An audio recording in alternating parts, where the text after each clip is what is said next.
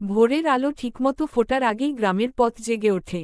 কুয়াশার ভেতর দিয়ে গরুর গাড়ির চাকার মৃদু শব্দ, দূরের পুকুর থেকে ভেসে আসে হাঁসের ডাক। এই গ্রামটার নাম মাধবপুর। নামের মতোই এখানকার জীবনটা মধুর, ধীরে বয়ে চলে। মাধবপুরের মাঝখান দিয়ে চলে গেছে কাঁচা রাস্তা। রাস্তার দুপাশে খেজুর আর আমগাছ, আর বর্ষাকালে সেই রাস্তা যেন সবুজ কার্পেট। সকালে স্কুলে যাওয়া বাচ্চারা দল বেঁধে হাঁটে। কারো হাতে বই, কারো হাতে খাতা, আবার কেউ কেউ খালি পায়ে দৌড়ে যায়, হাসির শব্দে বাতাস ভরে ওঠে। গ্রামের এক প্রান্তে কাকুদের চায়ের দোকান।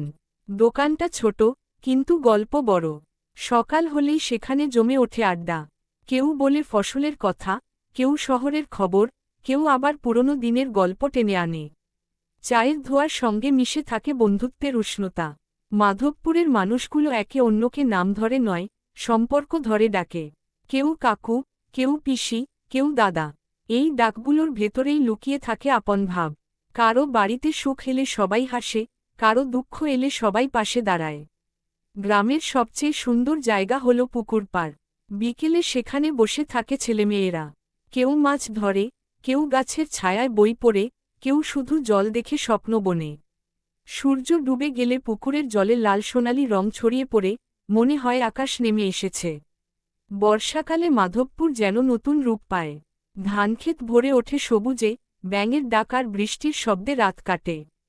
কাঁচা বাড়ির টিনের চালে বৃষ্টির টুপটাপ শব্দ শুনে মানুষ ঘুমিয়ে পড়ে নিশ্চিন্তে। এই শব্দগুলোই যেন গ্রামের লরি। উৎসবের সময় গ্রামটা আরও প্রাণবন্ত হয়। পুজোর আগে বাড়ি বাড়ি পরিষ্কার হয়, উঠোনে আলপনা আঁকা হয়। ঢাকের শব্দে মন নেচে ওঠে। সবাই মিলে প্রসাদ খায়, হাসি আর কথায় ভরে যায় দিন। মাধবপুরের জীবন সহজ, কিন্তু ফাঁকা নয়। এখানে আকাশটা বড়, স্বপ্নগুলোও বড়। মানুষ কমে গেলে রাত নীরব হয়, কিন্তু নীরবতার ভেতরেও শান্তি থাকে। এই গ্রাম শেখায় কিভাবে অল্পের সুখ খুঁজে নিতে হয়। দিনের শেষে সূর্য ডুবে যায়, কিন্তু গ্রামের আলো নেভে না।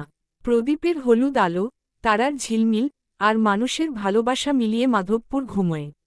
নতুন ভোরের আশায়, নতুন গল্পের